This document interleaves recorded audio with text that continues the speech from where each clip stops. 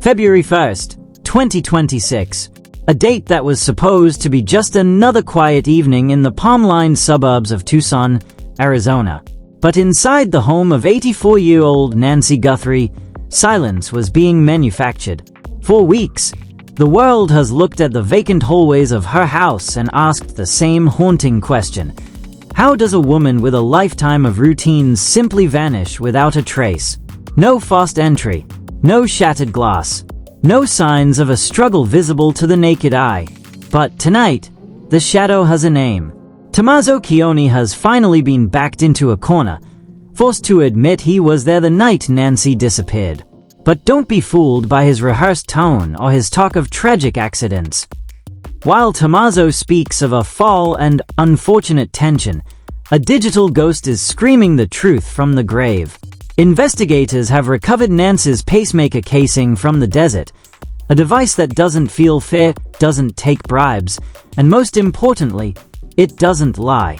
Between 8:42 p.m. and 9:03 p.m., 21 minutes of pure, calculated terror were logged into Nancy's very heart. If it was just an accident, why did Tomaso manually disable the security cameras at the exact second the struggle began?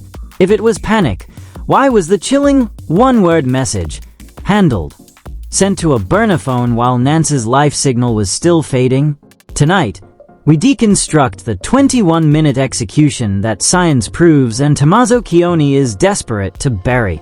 Listen closely, because Nancy's final recorded word, "please," suggests a level of betrayal that Tomaso is terrified to answer for. Comment below. Do you believe a panic response includes logging into a security system to turn off cameras? Or is that the move of a cold-blooded strategist? Let's expose the truth in the comments. To understand why Tomaso Chioni turned on Nancy, you have to follow the trail of greed. Nancy Guthrie wasn't just a grandmother. She was the center of gravity for her family's assets.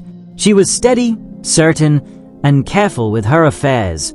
But in the weeks leading up to February 1st, that gravity was shifting in a way that threatened Tomaso's control. Our investigation reveals that Nancy was making deliberate legal and financial changes.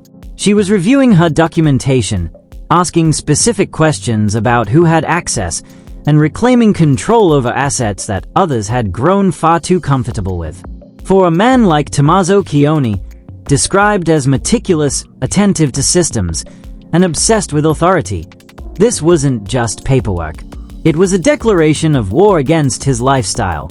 When reporters gathered for the press conference, they expected a man broken by grief. Instead, they got a performance. Look at the footage. Tomaso didn't rush to the podium.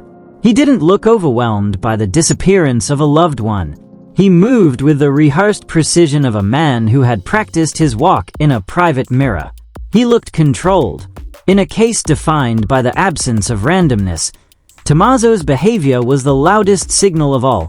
And then came the bombshell admission that he could no longer avoid. "I was there that night." With those words, Tomaso didn't just provide a statement.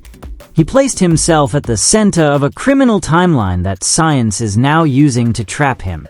This is where the story stops being about he said, she said, and starts being about hard, forensic science. Nancy's pacemaker is the star witness that Tomaso tried to silence. It records more than just a heart rate. It logs a biological history of trauma. At 8:42 p.m., the device recorded a sudden, violent spike. This wasn't the gradual rise of someone tripping over a rug. It was the physiological signature of immediate, life-threatening fear. At 8:47 p.m., the device logged abrupt irregular movement. In medical terms, this is the biometric footprint of a physical struggle, the sound of Nancy Guthrie fighting for her life in a room where she should have been safe.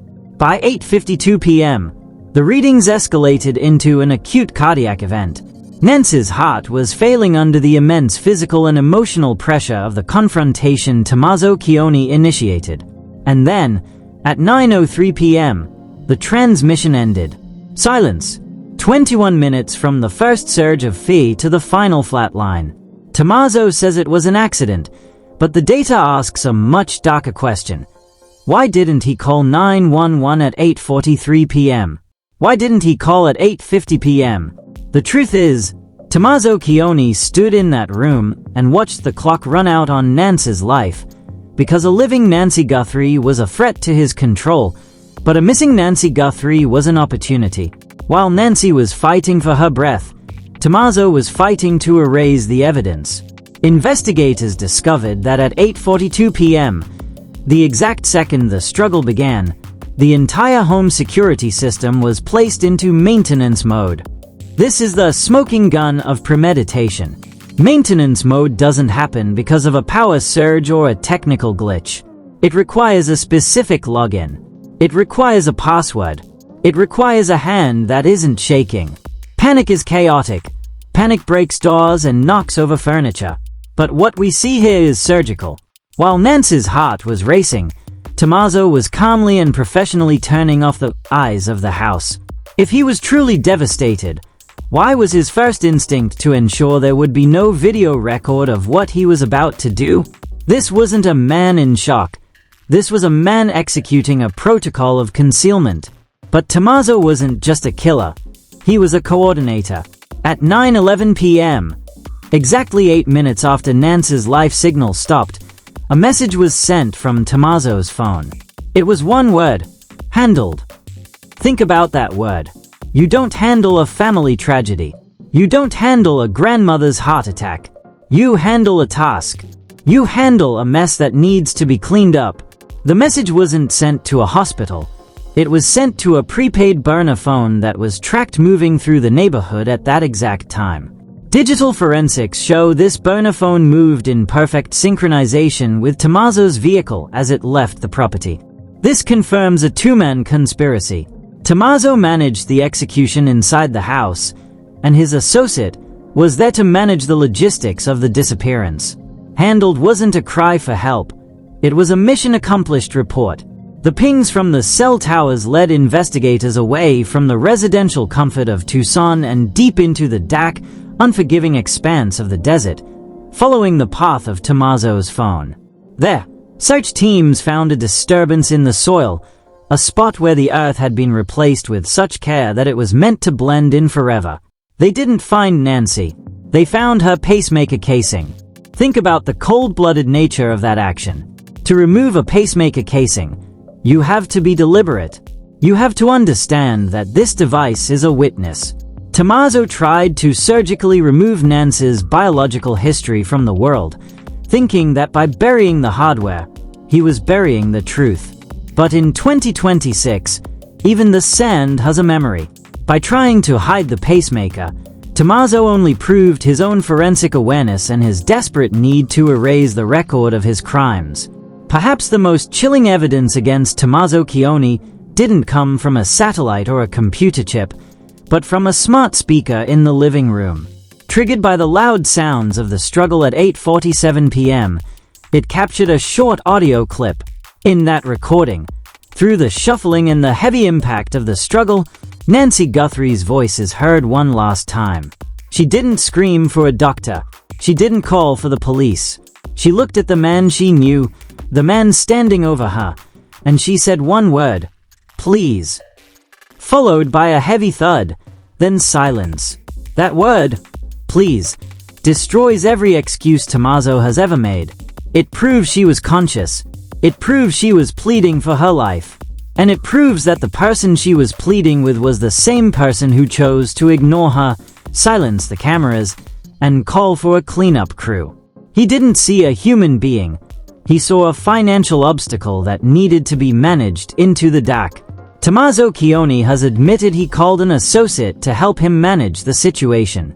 But why reach for a fixer instead of an ambulance? Why a burner phone instead of a doctor? The answer is clear. Tomaso didn't want Nancy saved. He wanted her gone. Every decision he made that night, from disabling the cameras to the handled message, to the desert burial of the pacemaker, was a step toward concealment, not rescue. Investigators believe this associate holds the final key to Nancy's location, but the orders, the motive, and the opportunity all lead back to one man. Where is Nancy Guthrie? We have the biometric data, the handled message, and the recording of her final plea to Tomaso. We have his admission that he was the last person with her at the moment everything went wrong. But we still don't have Nancy. There is currently a $1 million reward for anyone who can expose the associate Tomaso called that night. Look at Nancy's face. She was the glue of her family, betrayed by a man who valued assets and control more than her life. Tomaso says it was an accident. The data says it was a 21-minute execution. The message says it was a conspiracy. And Nancy's last word, please, points the finger directly at Tomaso Chioni. Who do you believe?